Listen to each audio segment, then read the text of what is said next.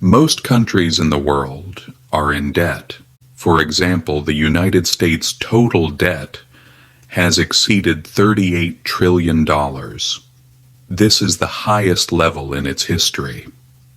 The European Union's total debt is on average around $14 trillion, and Japan is approaching $9 trillion. In addition, oil-rich countries like Saudi Arabia and countries like it, or major exporters like China and Germany, are also in serious debt. In this case, a question comes to mind. If all countries are in debt, who is the creditor? At this point, a situation appears where some are winning while some are losing. Yet the truth is even stranger. In fact, the world is not indebted to a single place. To a large extent, it is actually indebted to itself. The system works like a spiral turning within itself. But this does not mean that everyone benefits equally from this situation. Today, the world's debt, about 3 times the global economy, is over $315 trillion, roughly 3 times the global economy. If you ask how did we get to this level, it doesn't start with things like credit cards. The bottom point of this is war. France-England War, year 1694. Gold runs out. When the king asks merchants for money, the merchants respond to the king's demand with this condition: you will pay us regular interest and you will also guarantee taxes. To fix this situation, the Bank of England is founded. In other words, the state gives this promise: I don't have money right now, but I will collect taxes in the future. And by making that promise, it turns borrowing into a system. That promise turns into something that can be bought and sold, called a bond. And the bond becomes one of the cornerstones of modern finance. Later, while France copies it, the Netherlands develops it further, and the US uses it to finance its own revolution within its structure. Over time, debt stops being shame and turns into a show of power. If you can borrow, it means you have value in the market. When we come to today, every country runs on debt. The interesting thing is this: although the US has $38 trillion in debt, a large part of its debt is actually owed to institutions within its own system. First of all, the Fed, and also funds, companies, and banks. These are some of them. We also shouldn't forget the part held by foreigners, which is $9 trillion. The leading ones are China and Japan. That's why it is said that the US is indebted to China. But the truth is, compared to the total debt, China's share remains quite small.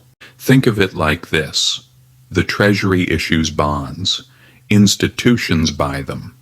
Interest payments circulate through taxes, and that interest flows back into people's pension funds and investments. So the system, in a way, is like a wheel turning around itself with no exit. This spiral is not unique to America. Countries buy each other's bonds and hold their reserves in different countries' currencies.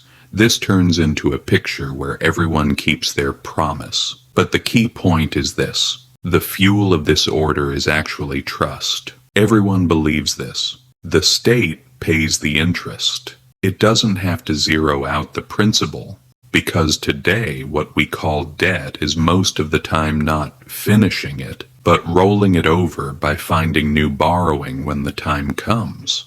So countries take new debt and pay off the old one, then take it again, like a subscription. What matters is not, is the debt finished, but can this debt be rolled over? The continuity of trust removes the problem, but the loss of trust creates the crisis. Greece is an example of that. Argentina has lived this for years. In the recent period, similar things happened in Sri Lanka as well. When a crack forms in the system, suddenly everyone notices the creditors, the IMF, credit rating agencies, bond investors. Now we come to the most crucial point. Debt here is not the target. It is a tool for keeping the system standing. Because for the world, the safest asset is accepted to be government bonds. While central banks hold them as reserves, banks use them as collateral, and pension funds hold them as a safe haven. So, America paying all of its debt may sound nice in theory, but in practice it would create a huge void, because at that moment the safest asset within the world's giant institutions would evaporate all at once. The money supply would shrink, markets would tighten, the economy would become locked. That's why states mostly focus not on finishing debt, but on managing it in a controlled way. But here, because interest payments are not distributed equally in society, an unfair side emerges. Most of the time, the burden falls on taxpayers and workers. The gain flows upward toward the huge institutions that hold the debt. In other words, debt works not only between countries, but also within society, between classes, as a mechanism of transfer. To summarize, the answer to the question, everyone is in debt, but who is the creditor, is that if we think we are all inside the system without placing the burden solely on countries or institutions, we are in an order where we are both debtor and creditor. And the biggest secret of this order is this: the main purpose of the debt system is not to end debt. The goal is to keep alive the idea that debt will end. As long as trust lives, the order works. When trust collapses, debt drops its mask, a promise that is hard to fulfill.